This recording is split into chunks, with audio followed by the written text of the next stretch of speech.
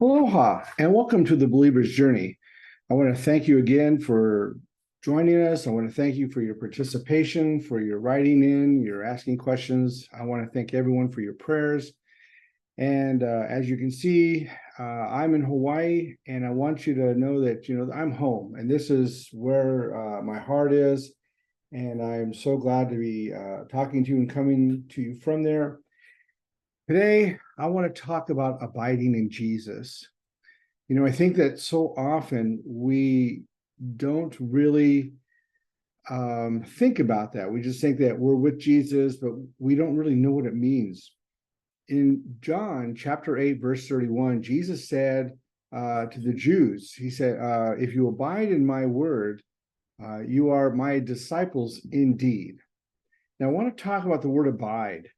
So abide is a verb, okay? It's to tarry, but it also means to remain, to continue, to dwell, to endure.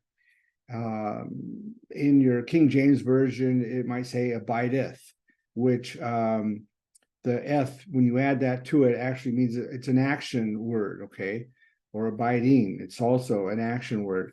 So I want us to think about when we abide with Jesus, we're continuing with him, we're remaining with him, we're dwelling in, we're enduring with him, we're continuing on and on. Okay. So it's more than just, yeah, I'm with Jesus. He's somewhere around the house, but I'm closing the door because I'm doing something I don't want to do. No, you're with him always, and you continue to remain with him always. So when Jesus says, if you abide in my word, what is his word? His teachings. Okay. If he says to us, he wants us to live a certain way, and we do this, we're remaining in that. We're abiding in that. We're continuing in his lifestyle for us, okay, if you will. In John chapter 15, verse 10, he also said, if you keep my commandments, you will abide in my love, just as I have kept my Father's commandments and abide in his love. So Jesus even puts it on a different level. So I guess we can say his word would be commandments.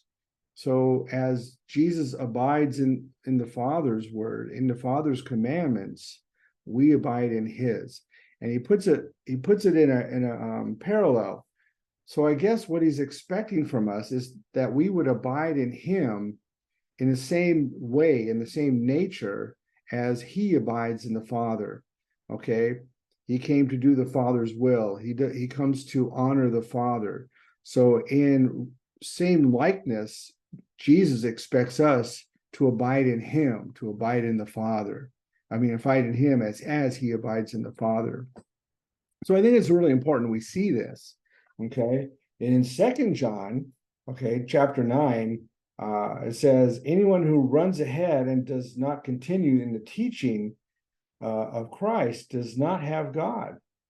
For whoever continues in the teaching has both the Father and the Son.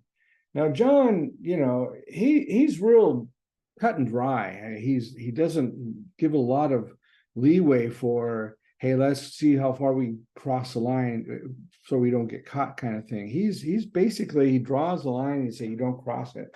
And this is one of those statements that he says. So if we are in Jesus and we live in his teaching, then we're not to leave that. Okay. But if we do, he says, if we leave that, then we don't have God.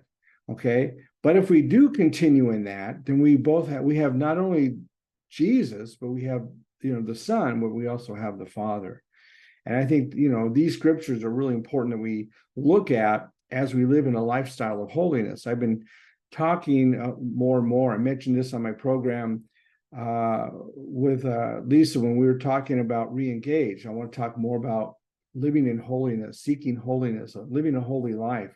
And I think this is really a key factor in our lives as believers, okay?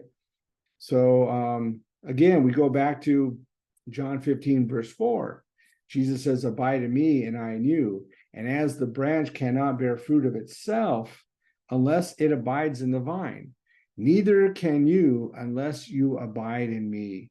So basically, we're not going to produce fruit. We're not going to grow. We're not going to do anything, it looks like, unless we abide in the vine, abide in Jesus, which means to tarry, to carry on his teachings, to follow his teachings. And I think that's really important that we hear these things. I've said this before. I don't think Jesus says these things for our health. I think he says these things because they're important for us to live this way. And the Apostle John, who was, Jesus' cousin and one of the apostles and disciples, I think had Jesus' ear, and I think it's important to listen to him and his writings as well. Okay. I have a couple more scriptures. One of them is in John chapter 6, verses 53 to 56, and it says this: Jesus said to them, most assuredly, or truly, truly, whichever version you want, I say to you, unless you eat the flesh of the Son of Man and drink his blood, you have no life in you. Whoever eats my flesh and drinks my blood has eternal life, and I will raise him up the last day. For my flesh is food indeed, and my blood is drink indeed. He who eats my flesh and drinks my blood abides in me, and I in him. So what is Jesus talking about? I've heard some preachers say, well, it's the Last Supper or communion, and it's not. It has no bearing whatsoever on this.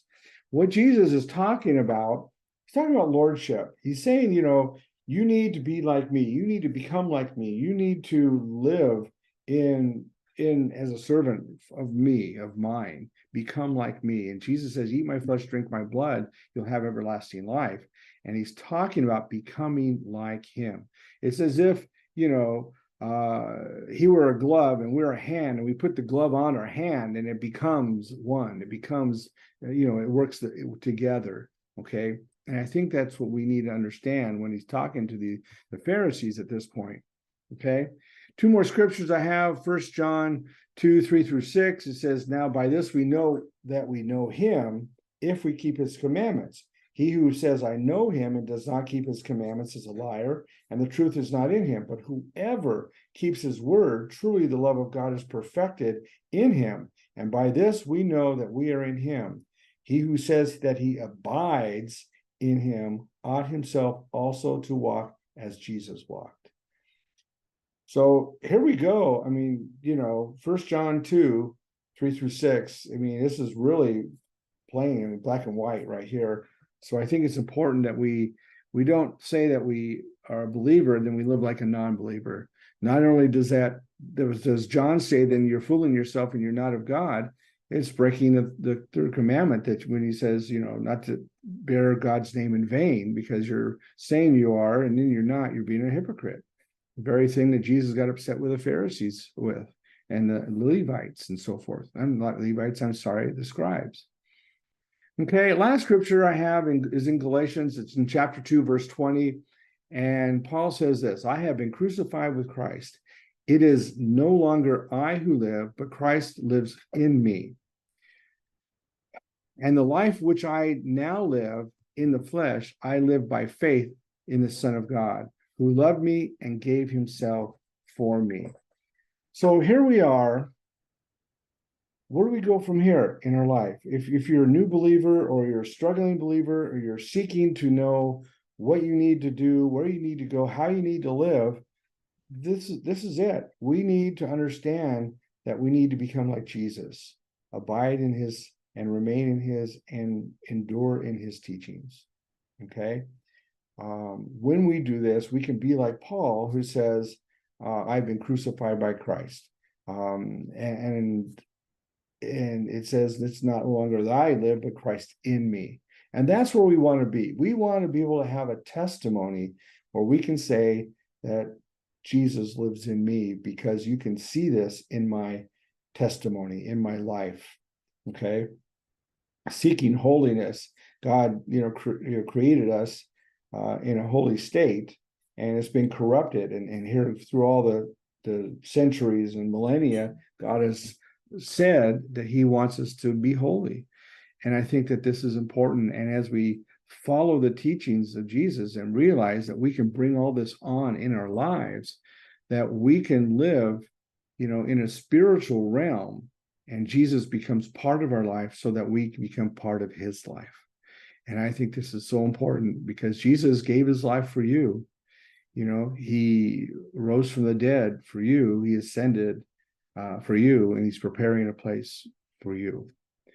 And we should be resurrected to be with him for eternity. And that is really the blessing. It is really the good news.